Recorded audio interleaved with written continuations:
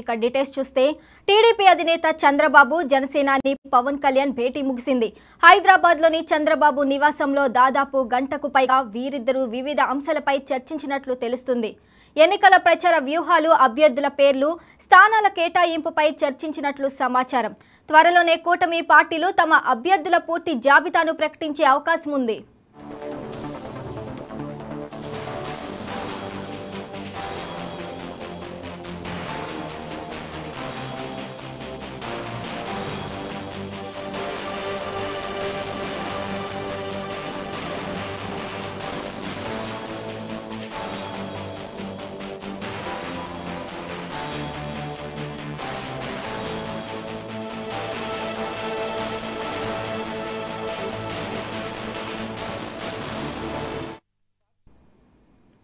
జర్నలిస్టులకు రాష్ట్ర ప్రభుత్వం అన్యాయం చేసిందని టీడీపీ రాష్ట్ర బీసీ సెల్ అధికార ప్రతినిధి చెల్లుబోయిన శ్రీనివాస్ అన్నారు.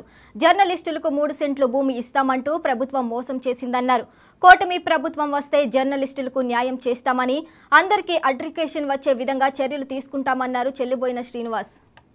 చెప్పి ప్రజాస్వామ్యానికి ఫోర్త్ పిల్లర్ అయినటువంటి ప్రెస్ని ఈరోజు ఈ ప్రభుత్వం దారుణంగా మోసం చేసింది. దీనికి ఉదాహరణ మచిలీపట్నంలో జరిగినటువంటి ఉదంతం ఏదైతే ఉందో, సాక్షాత్తు ఆ జిల్లా ఇన్ఛార్జ్ మంత్రి అయినటువంటి రోజా ఆంటీ సంతకం పెట్టింది దాని మీద, దాన్ని చెత్తబుట్టలో పడేయడం జరిగింది. ఇటువంటి పరిస్థితుల్లో ఈరోజు జర్నలిస్ట్కి ఏ రకంగా న్యాయం జరుగుతుందని చెప్పి మేము అడుగుతున్నాం. అలాగే ముందు 3 సెంట్ల భూమి జర్నలిస్టులకు ఇస్తానని చెప్పి, తర్వాత దాంట్లో కోత విధించి మళ్ళీ 30-40 అని చెప్పి ఈరోజు దాన్ని 2 సెంట్లకు తీసుకొచ్చిన పరిస్థితి ఉంది. అలాగే 40% కడితే సైట్లు అలాట్ చేస్తామని చెప్పారు. అక్రిడేషన్